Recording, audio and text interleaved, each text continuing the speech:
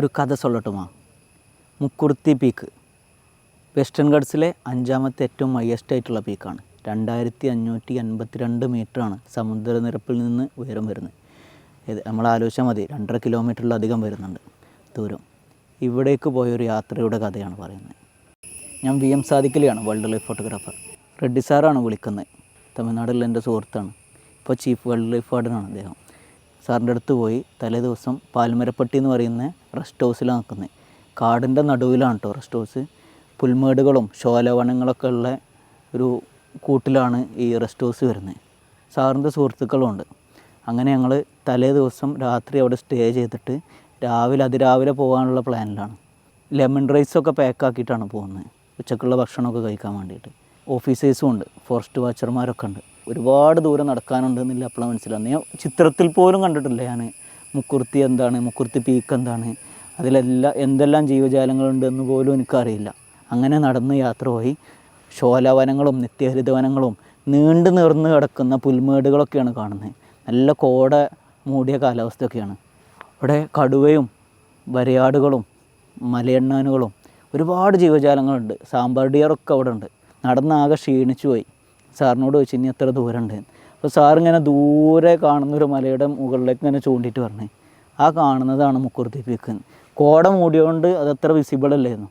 എന്നാലും മുക്കുർത്തി പീക്ക് പോവുക വെസ്റ്റേൺ ഗട്ട്സിൽ 5ാമത്തെ ഏറ്റവും ഉയരം കൂടിയ പീക്കല്ലേ, പബ്ലിക്കിന് അലൗഡും അല്ല.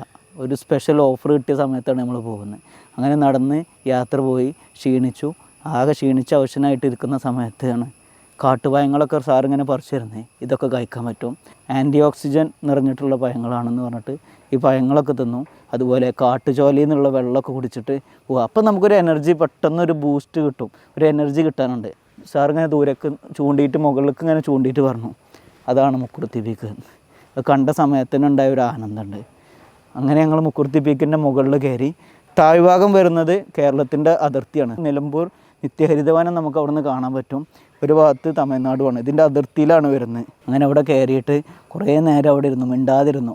കാണുന്നതന്നെ ഭയങ്കര രസമാട്ടോ. മുകളിൽ നിന്ന് താഴത്തേക്ക് നോക്കുക എന്ന് പറയുന്ന ഒരു ആനന്ദമുണ്ട്. കോടമഞ്ഞൊക്കെ കൂടിയതും പെട്ടെന്ന് കോടമഞ്ഞൊക്കെ വരും. അങ്ങനെ വൈകുന്നേരമായി ഏകദേശം ഞങ്ങൾ എത്തിയപ്പോൾ. താഴ്വരയുടെ അടിഭാഗത്തു നിന്നാണ് അന്ന് ഭക്ഷണമൊക്കെ കഴിച്ച്.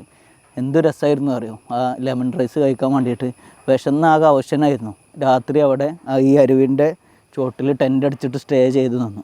പുലർച്ചെ അവിടുന്ന് തിരിച്ച് നടക്കുകയാണ്. ഇനി എത്ര കിലോമീറ്റർ ഉണ്ടാവും നമുക്ക് തിരിച്ച് നടക്കാൻ വേണ്ടിയിട്ട്? 22 കിലോമീറ്ററോളം ഉണ്ട് എന്ന് പറഞ്ഞു. അപ്പോഴാണ് നമ്മൾ ആലോചിക്കുന്നത്, തലേ ദിവസം അപ്പോൾ 22 കിലോമീറ്റർ നടന്നിട്ടുണ്ടാവുമല്ലോ. അങ്ങനെ ഏകദേശം 44 കിലോമീറ്ററാണ് ഈ 2 ദിവസം കൊണ്ട് ട്രാവൽ ചെയ്ത്.